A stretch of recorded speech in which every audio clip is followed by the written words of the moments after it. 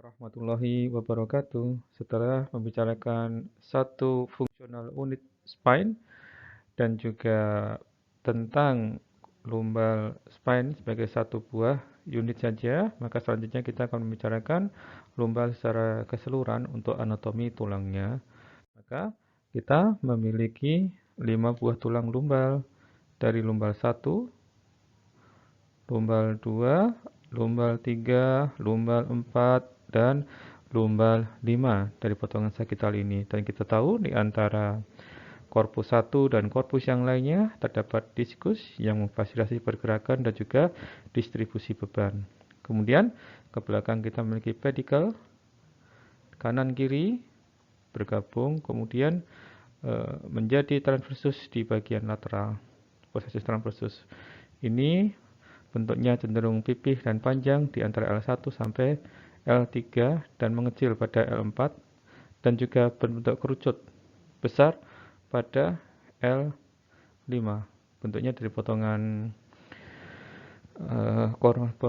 koronal posterior seperti ini, gambaran 3 dimensinya. Kemudian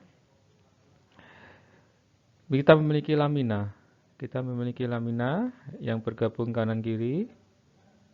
Contoh ini lamina L5, kemudian ke belakang akan menjadi spinosus.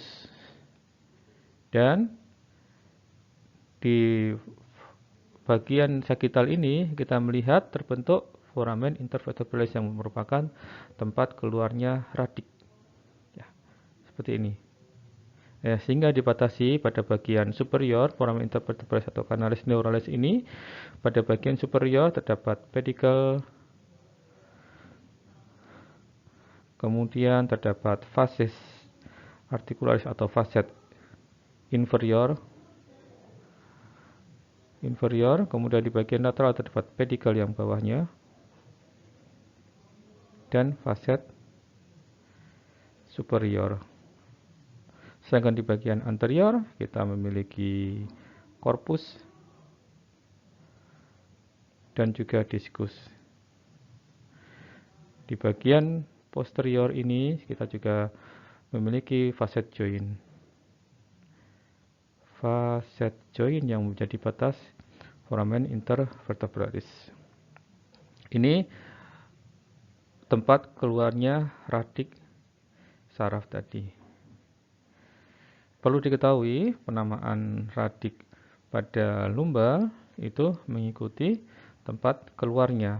Ya, ambillah contoh yang keluar dari L1, maka dia keluar di antara L1 L2, maka dinamakan sebagai nervus lumbal 1. Demikian juga ini nervus dari lumbal 2, lumbal 3, lumbal 4, dan lumbal 5. Demikian. Kemudian lumbal ini secara keseluruhan merupakan penopang untuk bagian di atasnya. Karena dia terletak paling bawah, tentu secara logika dia akan mendapati pressure beban yang paling besar. Dan karena dia berbentuk lordotik, bentuk lordotik seperti ini, maka tumpuan paling banyak beban itu berada di bagian anterior. Sehingga kita perlu perhatikan ketika ada pasien-pasien dengan keluhan degeneratif. Pada bagian yang lain, kita akan melihat yang berwarna kuning ini, sesuai warnanya dia adalah ligamentum flavum atau yellow ligament. Ya, tersusun di antara lamina 1 dengan lamina yang lainnya untuk proteksi dura yang berada di lapisan bawahnya, sekaligus untuk memfasilitasi pergerakan, fleksi, dan ekstensi dari lumbal spine ini. Kemudian kita memiliki ligamentum di bagian posterior, di interspinosus. Ini interspinosus yang tersusun secara oblik. Ya. Kemudian yang panjang kita memiliki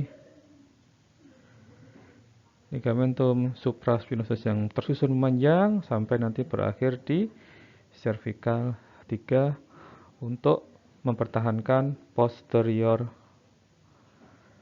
bending.